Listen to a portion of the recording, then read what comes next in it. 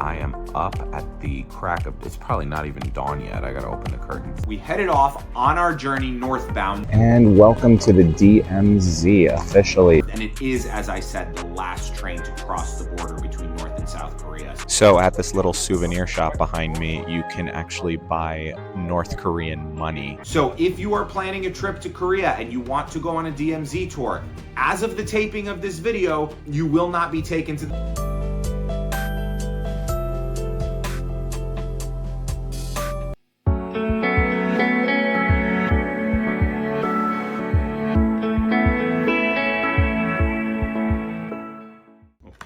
plug in my computer. Are we ready? Hello and welcome to another episode of Mantar. Thank you all so very much for coming back. If it's your first time, welcome to the show. And today, my friends, we are diving into part 4 of the Korea series on this channel. The 3 videos that are already out are from the different cities that I visited: Seoul, Busan, and Gyeongju. And now for parts 4 and 5, we are not specifically looking at cities, but rather specific things unique to Korea. So today for part 4, if you couldn't tell by the title, we are going to the DMZ, which is the Korean Demilitarized Zone, obviously on the South Korean side of that. And the Demilitarized Zone is a roughly 2.5 mile wide zone on the border between North and South Korea that is demilitarized, meaning there is no military in that zone. But on either side of the zone, on the south side and on the north side, are very, very heavily militarized borders by each country's respective government. So essentially, a trip to the DMZ is your chance within South Korea to get as close as possible to North Korea without actually setting foot in North Korea, because you don't really want to do that for a plethora of what should be blatantly obvious reasons. But anyway, when you're in South Korea, a trip to the DMZ is a very, very popular tourist thing to do. And why wouldn't it be? You get to get up really, really close to the most secretive country in the world with one of the most totalitarian regimes still in existence today. And while you may not want to be in that country, that kind of thing is quite obviously very fascinating to your average Westerner who enjoys a certain degree of freedom. So anyway, I went on a day trip to the DMZ on my second day in that country, and I am going to tell you all about it, including my thoughts on whether or not such a trip is worth it and what you actually get and don't get on a DMZ tour. And you'll want to stick around because I think a lot of people, including myself, had some misguided impressions before actually signing up for the tour of what it was going to be versus what it actually was. It is definitely something people, I think, have some preconceived notions about, and it does kind of differ slightly. So we are going to get into all of that. But first, real quick, your friendly reminder: if you like this content, go ahead and hit that little subscribe button. It is of no cost to you, but it is tremendously helpful to me. Also, leave a like, leave a comment, hit that little notification bell so you do not miss future Mantar videos. I know you don't want to miss future Mantar videos. I have one more from Korea after this. It's going to be the Korean rail system and my review of that. We're talking obviously about the Korean intercity rail system, not the local subway systems. And after that video, we do have a domestic destination within the United States. I do like to have some stateside trips on this channel as well, because some people like to just travel domestically. And after traveling internationally, so do I sometimes. And I do have some very, very interesting plans for 2025. Happy New Year, by the way. My Gyeongju video came out after the new year, but I recorded it before the new year, so I forgot to wish you all a happy new year in the Gyeongju video, so I will do that now. At any rate, wheels turning for lots and lots of fun stuff in 2025. I cannot wait to share it with all of you. I think it's going to be a great year. So, without any further ado, here is my day trip to the Korean Demilitarized Zone in October 2024 on the latest episode of Mantar Global, starting right now.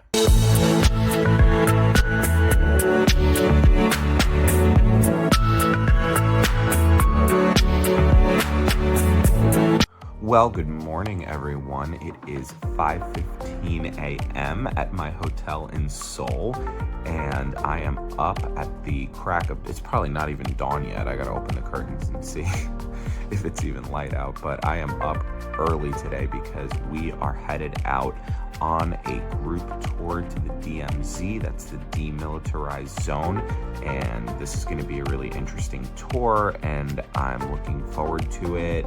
Don't know what we're going to see or what's going to happen, but this is sort of a very unique experience that you can have when you travel to South Korea, is to go to this sort of historical place where this very, very famous border is. And we'll have a tour guide, so I'll get things explained and things that I don't know. So with that, let's get showered, let's get ready.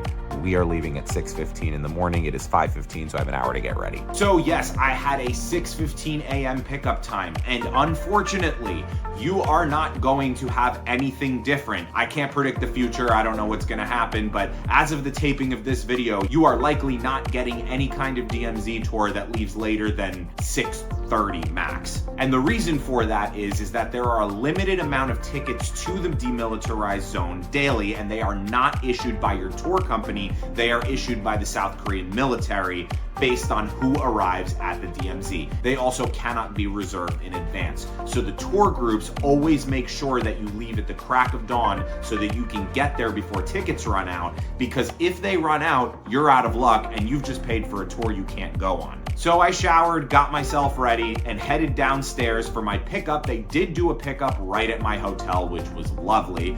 And I was picked up by a van with a driver, and then our tour guide would meet us at our last hotel pickup. By the way, I will leave the link for the tour that I took in the description down below. It was specifically a tour for small groups, so I think there were 8 of us, but I know that there's other tours that are probably like 20 or 30 people that they use a big bus or something like that, but I don't like big groups of strangers, so I opted for the small group tour. So if that sounds like your thing as well, check the link in the description below. I will link the tour specifically that I went on. I think the max for my tour is 11 people, but check the link in the description to know for sure. And so after our van had made all the hotel pickups, we headed off on our journey northbound towards the DMZ. If you're leaving from Seoul, the journey to the DMZ takes about 1 hour. I don't know if there are tours that leave from other cities in Korea, I didn't even check, but a lot of DMZ tours leave from Seoul, and that's about a 1 hour drive.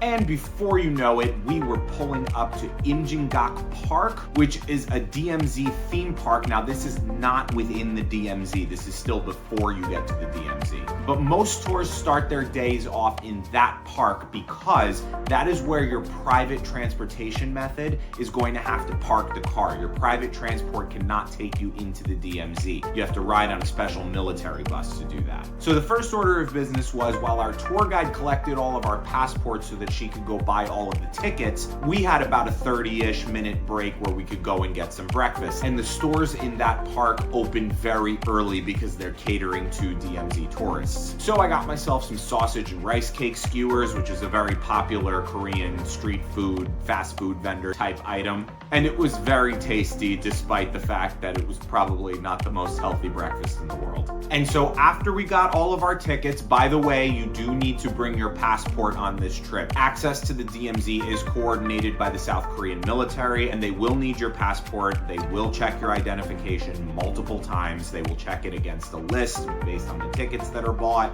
It's all very regimented. So do not forget your passport on your trip to the DMZ. You probably will not get in if you forget it. But anyway, after the tickets were bought, we had a little time to explore Imjingak Peace Park, and this is the part of the tour that I was able to get the most footage, because unfortunately, once you enter military zones, there's a lot of rules about taking photos and videotaping. But here we were all good to take photos and video, and there was actually a lot of cool stuff in this park. Lots of memorials and imagery to remember the Korean War, obviously. This whole demilitarized zone is a product of the Korean War, which is technically still ongoing. There was an armistice agreement, but not an official peace treaty. And welcome to Imjingak Peace Park. This is the first stop on the tour for the DMZ. We're not actually in the DMZ yet. This is before we get in, but there's some cool sights to see here. So behind me there is the Freedom Bridge, and that was a bridge used to get South Korean prisoners of war after the armistice in 1953. The North Koreans were sending South Korean prisoners of war for trading with North Korean prisoners of war. So that bridge was used to exchange prisoners. And then behind me on, well, you can't really see it, but just behind that little house thing over there is the last train to cross the North-South Korean border on the rail lines that are back here. So the train is preserved and it is over there for the tourists to look at. So it's pretty cool so far, and let's go and take a look. And this locomotive belonged to a train that was delivering supplies to the UN in 1950, but got stuck in what is now North Korea due to Chinese troops ahead, and US troops ended up destroying the train, but the locomotive is preserved, and it is, as I said, the last train to cross the border between North and South Korea, so it was pretty cool.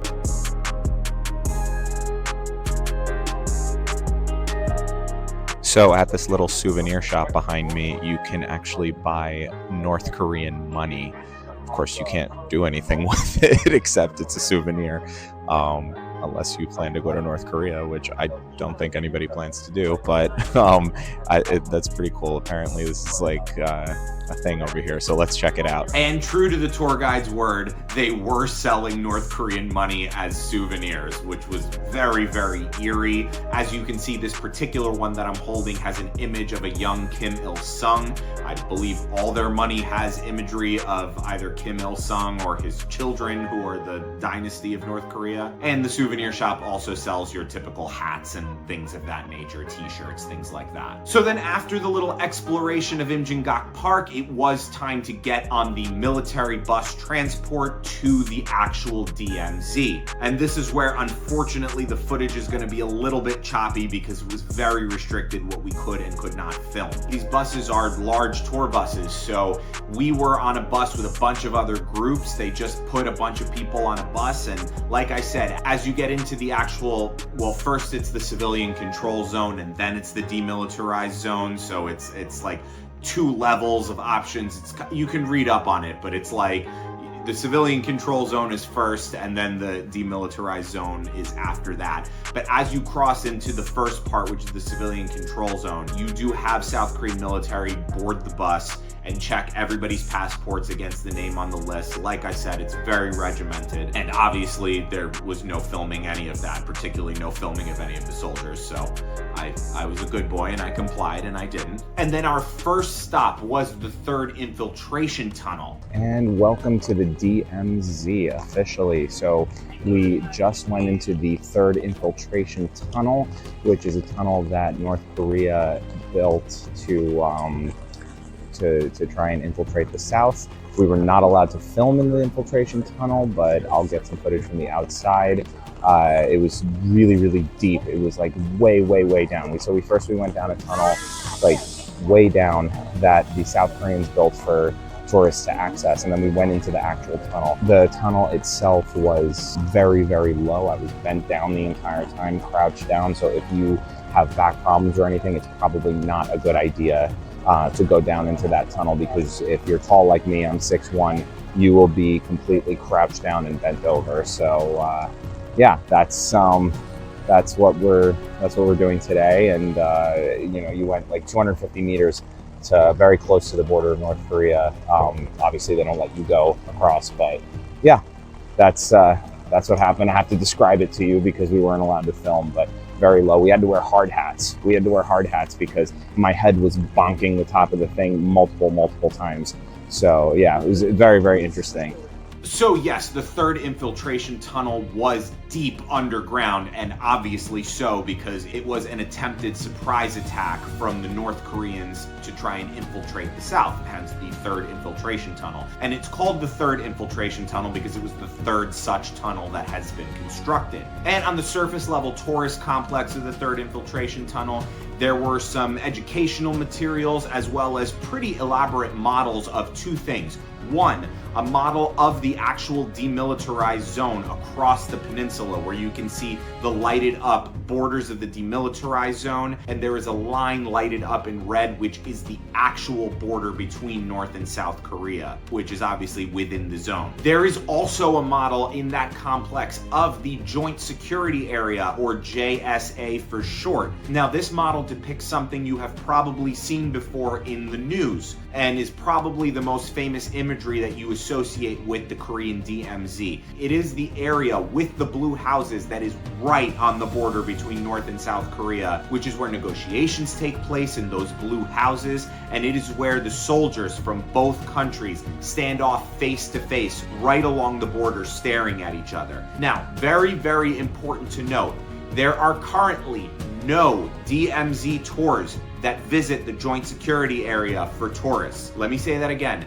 As of the taping of this video, there are no tours that visit the JSA for tourists. So if you are planning a trip to Korea and you want to go on a DMZ tour, as of the taping of this video, you will not be taken to the JSA. You will not be able to go into the blue houses. You will not be anywhere near the blue houses. So if that's what you were particularly interested in from a DMZ tour, and you'll feel absolutely betrayed and like it's not worth it if you don't go to that specific area, then don't book a DMZ tour until and unless they open up the JSA again for tourists. That may happen in the future. I don't know. I don't control the South Korean government, so that is completely out of my hands and up to them. I will say that it was very disappointing to me when I was looking to book the tour that you cannot visit this area anymore. And by the way, the reason you cannot visit this area anymore is because some douchebag American in the summer of 2023 decided it would be a good idea to make a mad dash across the border into North Korea and was apprehended by North Korean soldiers. So now South Korea has decided no tours to the JSA anymore for anybody. So thank you very much to the charming gentleman from my country that decided to pull that stunt. Thank you for ruining it for the rest of us.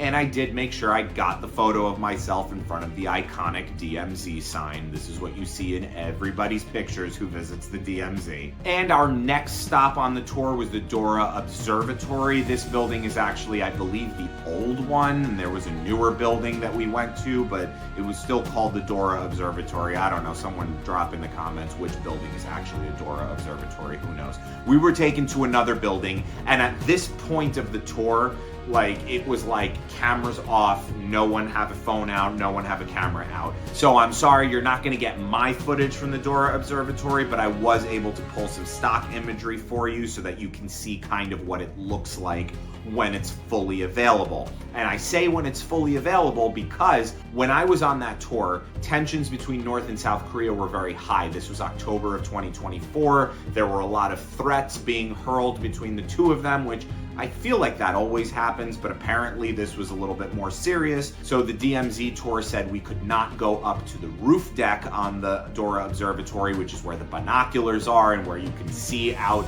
into the expanse of North Korea. We had to go to the indoor cafe level where we were behind glass, and you couldn't see nearly as much as you probably could have if you had gone up to the roof deck.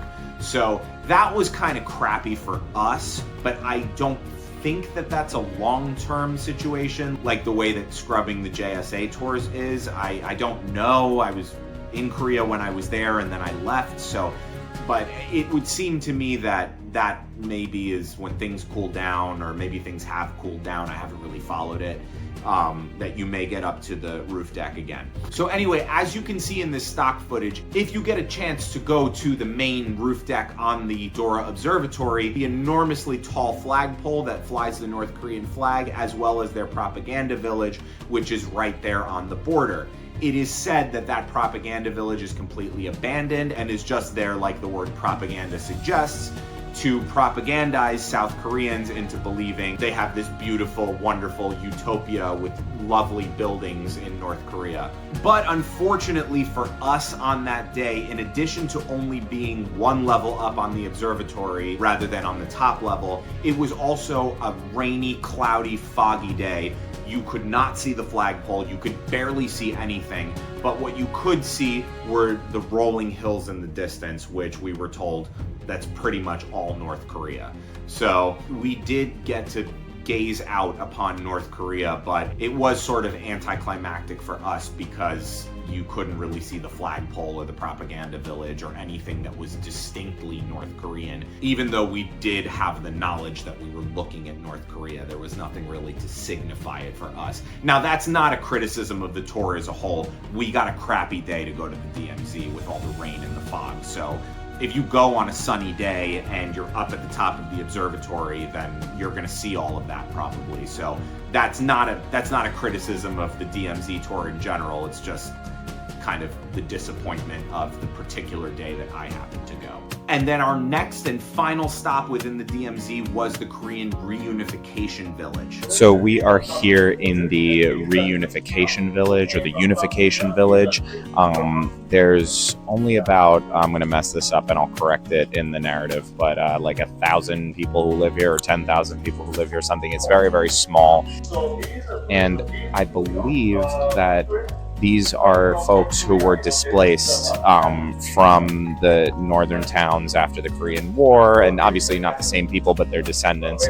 And they live here because they want to live close to where their families are and maybe their relatives that might be in North Korea. We didn't really get to see much of it, but yeah, it's a little town, and we stopped in a souvenir shop, and there was like some like souvenirs and nuts and spices and things like that for sale. So that's this part of the tour. So correction, I don't think we were actually in the Reunification Village. I think that access to the actual village is very restricted. I think we were just outside of it, and the population of the Reunification Village, according to the internet, says it's at about 138 residents. So like small, even smaller than I thought on the day. The only people who are allowed to live in this village are people who lived there before the Korean War and their descendants.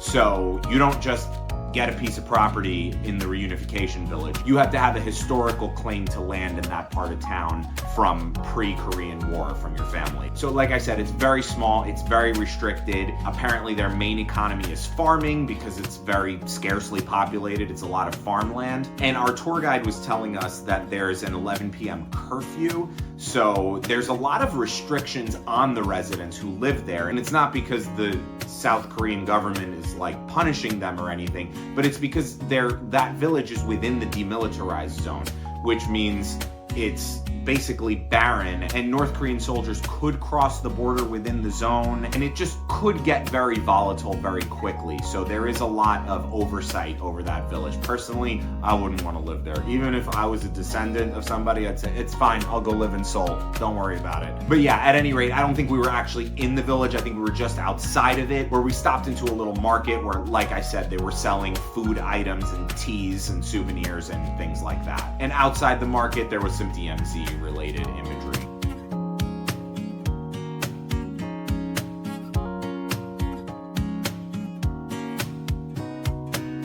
And after the Reunification Village, we got back on the military bus to Imjingak Park and got back on our private transport because the rest of the day we were going to be outside of the DMZ, so we could take our own private transport. And so we were driven to our last stop of the day, which was the Gamaskan Chuleong Bridge. I'm probably butchering the pronunciation, but the Gamaskan Chuleong Bridge, otherwise known as the Suspension Bridge. And the Suspension Bridge is a feature on a lot of DMZ tours because it's a beautiful outlook over gorgeous mountain ranges and also was a battle area during the Korean War. The Suspension Bridge sits right around the border of the DMZ, but is not within the DMZ. So it's not like you cross the bridge and you're in North Korea or anything. Both sides of the bridge are South Korea. So it was a about a almost 700-meter hike up the mountain at first. And on the way up the mountain, there were these cute little plastic figurines of like deer and squirrels and even mushrooms. It was just very cute and adorable. I don't know who came up with it, but it was a nice little touch. And once you got to the suspension bridge, you could see the beautiful scenery and the mountain range on all sides. It was truly a stunning sight. I was glad we went there.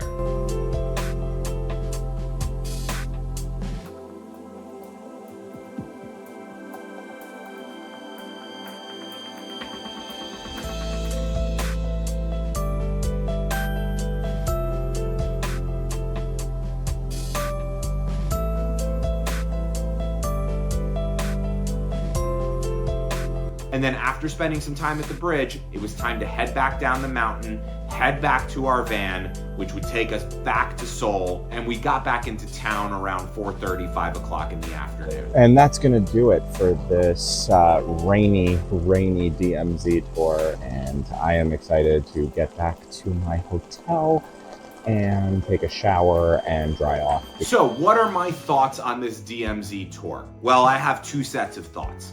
One, it's a shame that they don't take you to the JSA, to the Joint Security Area. Like I said before in the video, that's the famous spot with the blue houses, with the actual border right there, with the soldiers standing on either side.